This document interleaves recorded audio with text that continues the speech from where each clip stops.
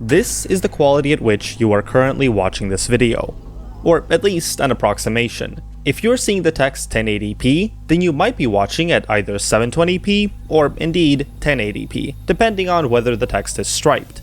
But if you instead see the word lower, then you're likely watching this at one of the lower resolutions. And if you check the timeline near the current part of the video, you should see an entirely different bit of text. Now, depending on the device you're using and the properties of your display, some of these effects might not be as clear as the rest. And if you're watching this well into the future, some of the tricks used here might be broken for one reason or another. So let's not waste time with crude demonstrations and instead take a look at how all of this works in the first place. We'll start by taking a look at YouTube's list of quality settings. Each entry is named after its resolution, but for 720 and 1080p, there's an additional number showing the frame rate. For all of the other entries, their frame rate is half of the maximum, which in this case is 30.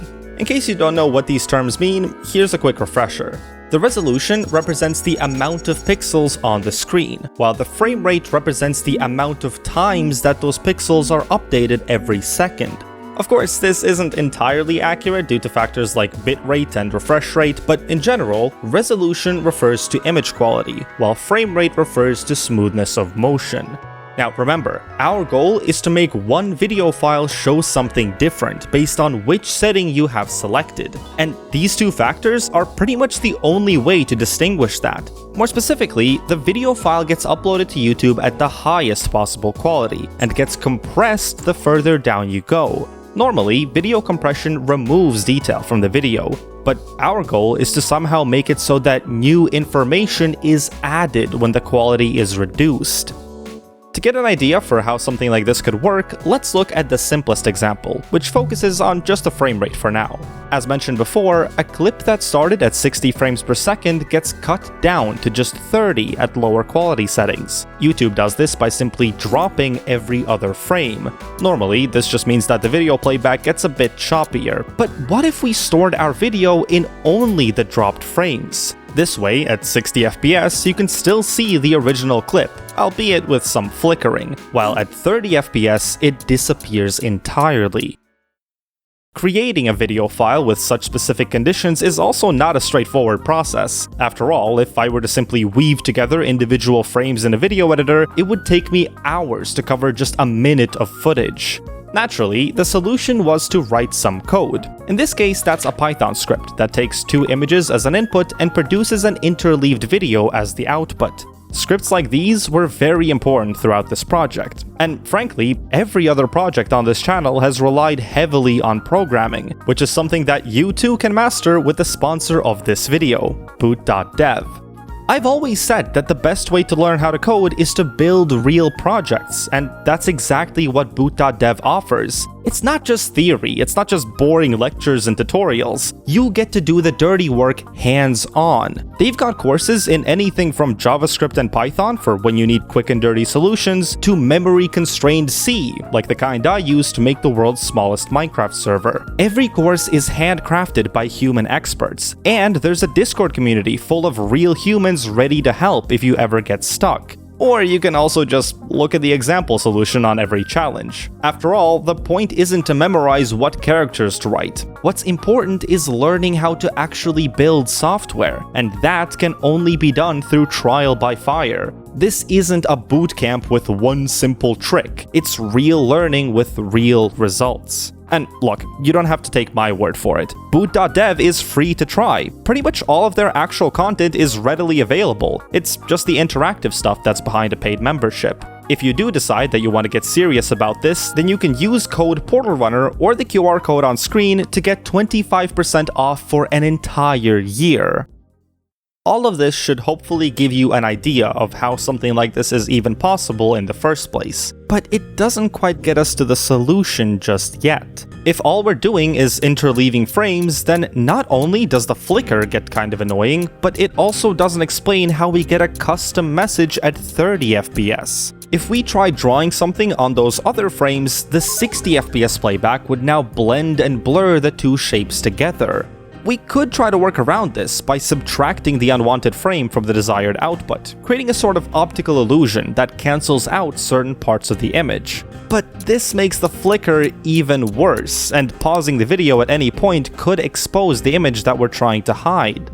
So clearly this isn't the full solution. And in fact, if you go back to the demonstration at the beginning of the video and step through it frame by frame, you'll notice that there's definitely a lot more going on, especially at 1080p. To understand this, we'll have to take a look at the other factor, that is, resolution. Scaling down a video might seem like a fairly simple task, just reduce the amount of pixels in the frame. But what's not so simple is figuring out which pixels to keep. If you're going from 1920 by 1080 to 640 by 360, then that's 3 times fewer pixels per axis, or 9 times fewer total. This means that a 3x3 grid of pixels would get condensed down to just 1 pixel. You could do this by arbitrarily picking one of the pixels in the grid and drawing that, but then you're effectively discarding most of the information, which might misrepresent the actual contents of that area. Instead, the most common way to do this is to average the color value of the whole area. This seems to be the approach that YouTube uses, and it's often the best balance between speed and accuracy. But regardless of how you do it, this is a destructive process with an unavoidable caveat. One output can have multiple inputs. For example, a perfectly monotone kernel will obviously come out to a pixel of the same color, but a noisier area with a distinguishable pattern could still average out to that same color. Mathematically, this makes sense, but if you surround the noisy pattern with a solid background, then even though they average to the same color, you can clearly spot the pattern at full resolution. It's also worth noting that some patterns are more visible than others. A checkerboard or grid might feel very noisy and contrasting close up, but when you zoom out, your eyes start to blur it together. However, regular patterns like straight lines are easier to see even at small scales, because your brain is less likely to filter that information as noise. And the choice between horizontal and vertical lines also matters. On certain displays, changes in viewing angle can impact which pixels you see. This effect is most noticeable if the offset axis is perpendicular to the lines. In other words, horizontal lines permit horizontal view offset, and vertical lines permit vertical view offset. I figured that it's probably far less likely that you're watching this with your screen turned to the side, unless there are multiple people sat around the same screen, but I'll take my chances. It is far more likely, however, that you're watching this on a phone, a laptop, or a TV that isn't exactly eye level. And because of this, I chose the vertical stripe pattern. So then, to draw an image using this trick, we can take a mask of the intended shape and use it as a reference for the placement of the 3x3 kernels. So again, if you're watching this at anything other than 1080p, then the pattern probably just disappeared. But if you are watching at 1080p, then you should see a reasonably clear image of that same mask. Now, 3 pixels is actually a very small quantity, and it's possible that even if you're watching this at 1080p, other factors like the size of your browser window or the orientation of your phone or even the settings on your TV might impact the visibility of the pattern. To address that, I decided to combine this trick with the previously mentioned frame interleaving trick, placing the original mask on every odd frame to make it show up only at 60 FPS. This also reduces the flicker, because this time a part of the image is always visible. But it still doesn't solve our earlier problem of getting an image to show up exclusively for lower resolutions. Right now, we can get a pattern to show up for 1080p, but at any other resolution, nothing shows up. That's because, again, downscaling is a destructive process. We're actively losing information at lower settings. So to make a custom image show up at a lower quality, we'd have to find a way to somehow reveal new patterns by dropping information. At first, I tried creating a field of high contrast white noise, where some kernels contained 1 white pixel more than the rest. The idea was that when this is scaled down, the noise would average out, and the result would be a clean image. And while yes, that did work, you can also clearly see the pattern at 1080p. The brain is just very good at finding such patterns, even though the difference is just 1 pixel per kernel. So, okay.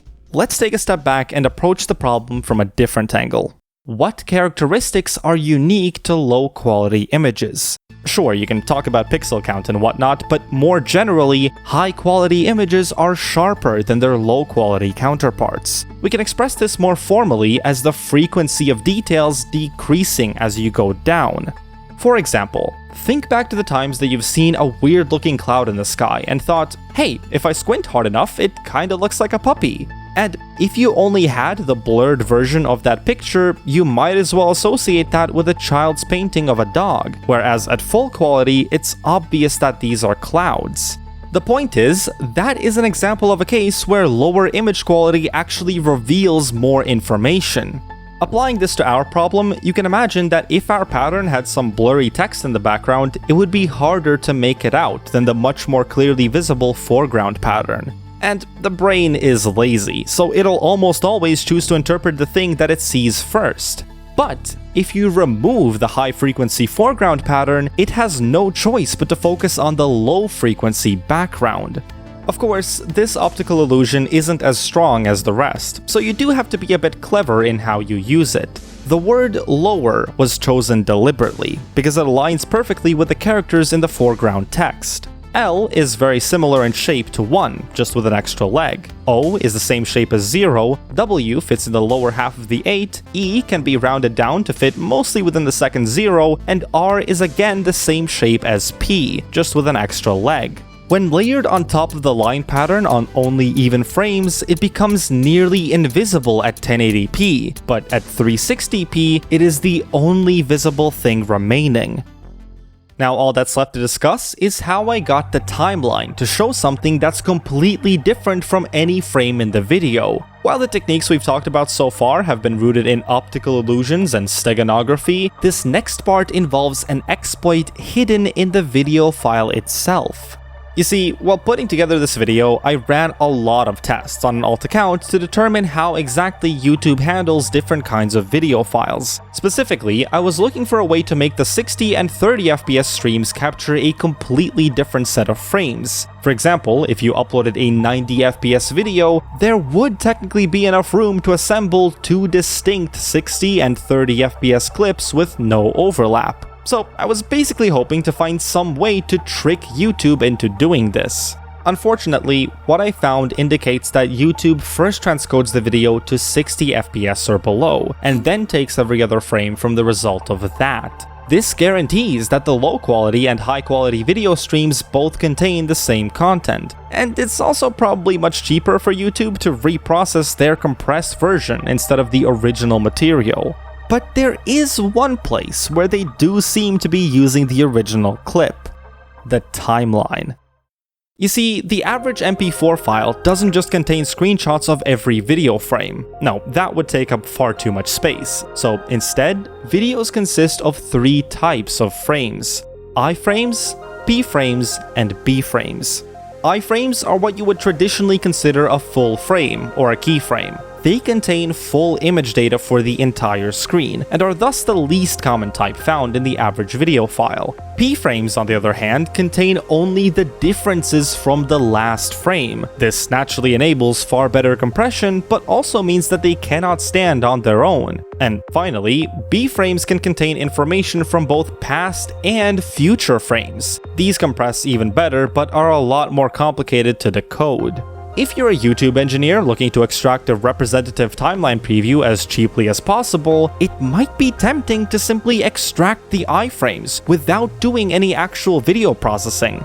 But you also shouldn't trust these iframes fully. It is entirely possible to create a video that consists of just p-frames, with only a single iframe at the very beginning. So if it seems like the iframes are particularly unreasonable, it makes sense to re-encode the video first. Of course, I can't know for certain that this is the process that YouTube uses, but my testing indicates that it's likely pretty close. So, as you might suspect, the key to exploiting this is to create a high frame rate video and insert unique iframes among the frames that are going to be dropped when it gets re-encoded to 60 FPS. If the new iframes are sensible enough, YouTube may choose to extract them directly before they get completely removed from the final video. Now, if I'm making this process sound fragile, Well, that's because it is. If any of these tricks fails over time, I'm willing to bet that this will be the first one to go. All it takes is for YouTube to re-encode the video once. Even just using YouTube's built-in editing tool might ruin it. So here's hoping I don't have to blur or cut anything out of this video. Anyway, now you know how I set up that demonstration at the beginning. But to be clear, this isn't the only way to do it. Technically, there is a way to show two completely different video streams, but it comes with a few caveats. Let's come back to that frame interleaving method from earlier. The problem with this one was that the 60 FPS stream would invariably contain frames from both clips. However, assuming a 60Hz display, the viewer can choose to filter out half of the frames by doubling the playback speed.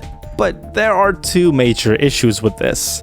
First, that 60Hz clause is a pretty big assumption. Many of you are likely watching this on way faster displays, so doubling the playback rate wouldn't change which frames you see. But perhaps more importantly, it also doesn't actually remove any frames from the video. All it does is simply doubles the time step between frames. So not only is it impossible to guarantee that you're starting on the correct frame, it's also possible for the time step to desync if the playback ever stutters, thus randomly changing which clip you see. Here, I'll let you see for yourself. In just a moment, if you're watching at 30 FPS, you'll see a 30-second speedrun of the map Ceiling Catapult from Portal 2.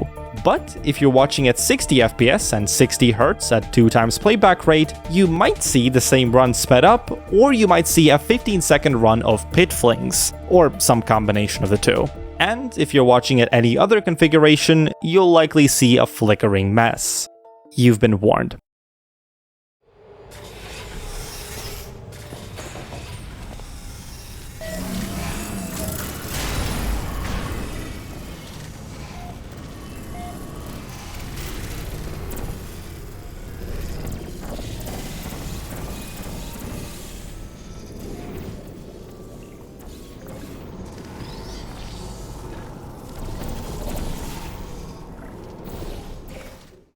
Thanks to Burger40 for the gameplay clips. Now, obviously, this approach is a lot closer to what you might expect from this kind of project, but the general inconsistency and hardware assumptions are the main reasons why I ended up going for an otherwise far more complicated and less flashy demonstration for the intro. I also tried uploading at 4K, at high frame rates, and a bunch of other stuff, so I'm pretty confident that I haven't missed anything major. If you think I have, let me know in the comments. Oh, but do check the pinned comment first. I always try to post the answers to the most common questions there.